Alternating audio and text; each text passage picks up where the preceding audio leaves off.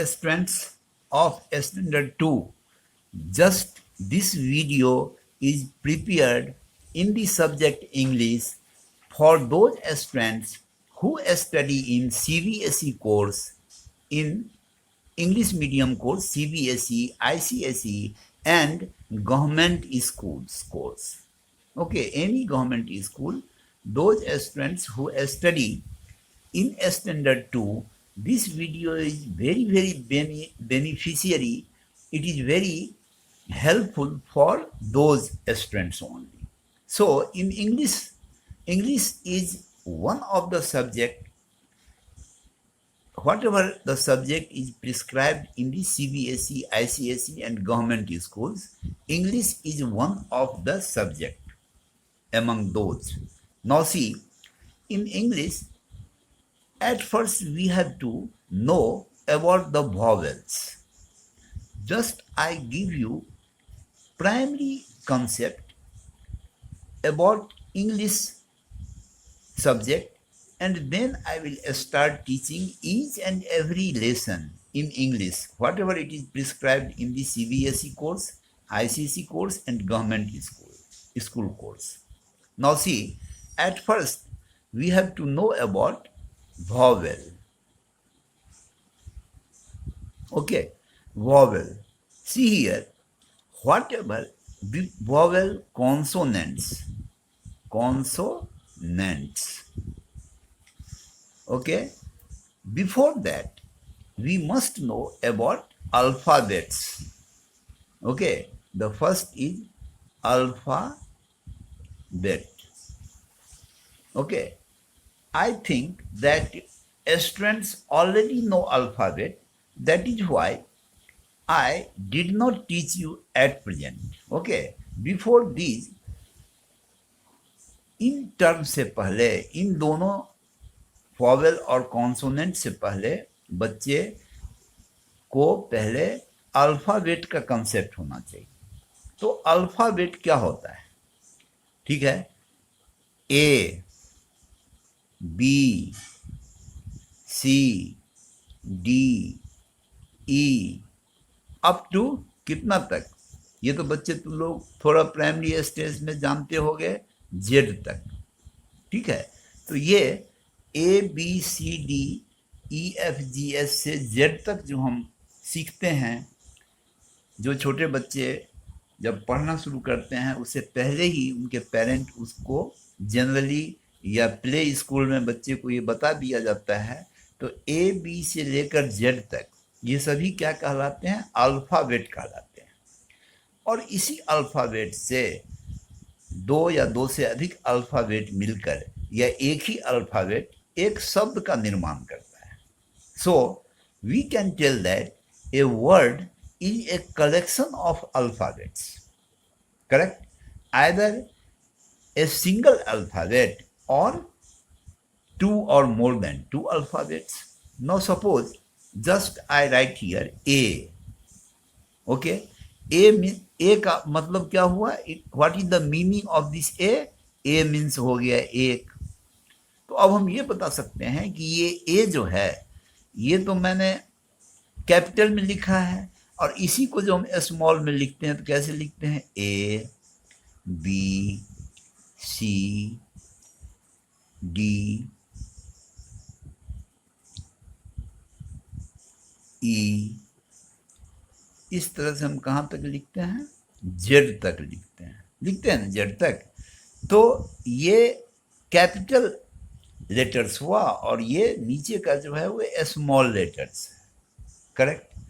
Now see, A B C up to Z तक, A B C D E F up to Z, ये क्या कहलाता है? Alphabet कहलाता है.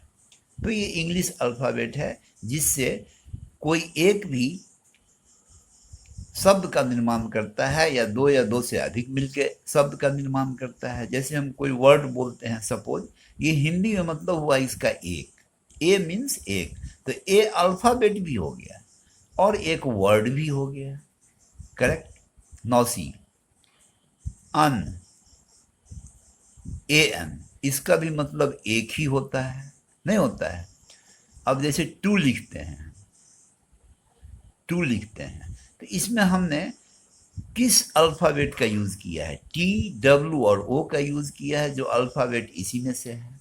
अभी मैंने मैथमेटिक्स में बताया था ना, तो मैथमेटिक्स में भी मैंने डिजिट के बारे में बताया था। ठीक उसी तरह इंग्लिश लिटरेचर में भी ये अल्फ़ाबेट्स उसी के समान है जिससे किसी वर्ड का निर्माण होता है। करेक्ट।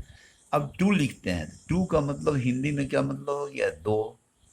ठीक है। अब इस अल्फ़ाबेट के बाद जस्ट हमें जानना है बच्चों वॉवेल क्या होता है और कॉन्सोनेंट्स क्या होता है। तो ए, ई, आई, ओ, यू, ओके, ये सभी वॉवेल्स कहलाते हैं। These are vowels. तो ये ए, ई, आई, ओ, यू कहाँ से आया? इसी से आया। ए, उसके बाद ई, देख रहे हैं?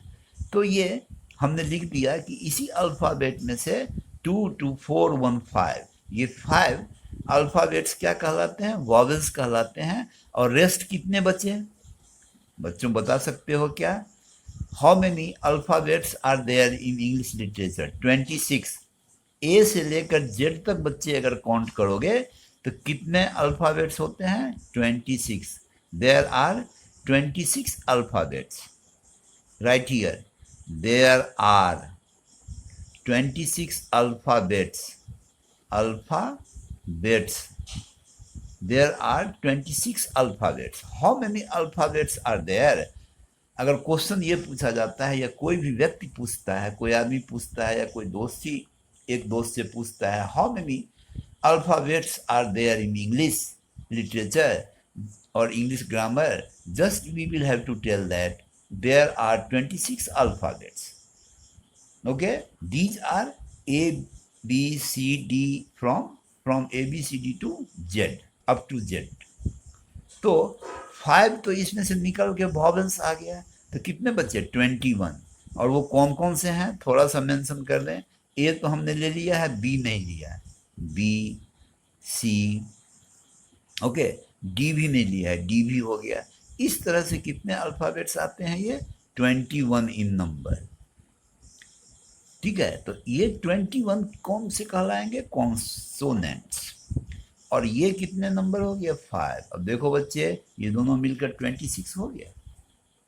अब किसी भी वर्ड्स को लिखने में हमें सबसे पहले इंग्लिश लिटरेचर में इन चीज़ों को जानना जरूरी होता है. करेक्ट.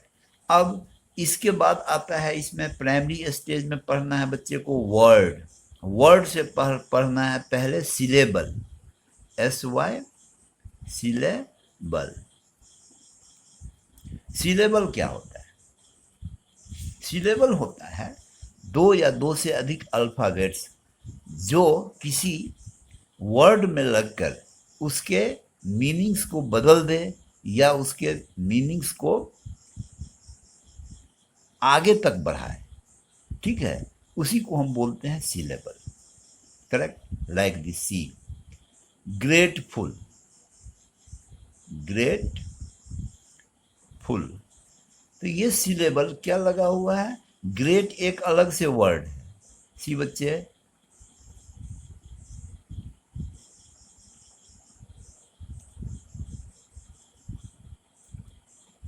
ग्रेट. करेक्ट. ग्रेट, तो ग्रेट वर्ड है. ग्रेट का मतलब हुआ महान, तो महान है. और ये ग्रेटफुल का मतलब हो गया कृतज्ञ. कृतज्ञ, हिंदी भी बता रहे हैं. कृतज्ञ मतलब किसी के किए हुए उपकार को याद रखना कृतज्ञता कहलाता है. एक वर्ड है इसी से रिलेटेड, कृतज्ञता, तो उसको बोलते हैं ग्रेटफुलनेस. वो कृतज्ञता हो गया ग्रेटफुलनेस, ये हो गया ग्रेटफुल, कृतज्ञ. ओके. जब हम एप्लीकेशन लिखते हैं बच्चे, या तुम लोग लिखते होगे स्कूल के में छुट्टी के लिए एप्लीकेशन, तो ग्रेटफुल उसमें लिखते हैं, जनरली वर्ड आता है. ओके. सो ग्रेट एक वर्ड है. जिस ग्रेट वर्ड का निर्माण किससे हुआ है? इन्हीं अल्फ़ाबेट से हुआ है. ग्रेट का मतलब हो गया महान. ओके. जैसे हम बोलते हैं Einstein was a great scientist. Correct. Our ex president Dr. Abdul Kalam Azad was also a great scientist. Okay, now see. So few words are here, few terms are here in English literature. That is why I do want to clear your concept regarding English subject. So these terms you have to learn at present and wait for the next one, for the next class. In each and every subject, I will give you the good concept so that you will never face any problem in this class or in higher class. Okay, thanks. Wait for the next.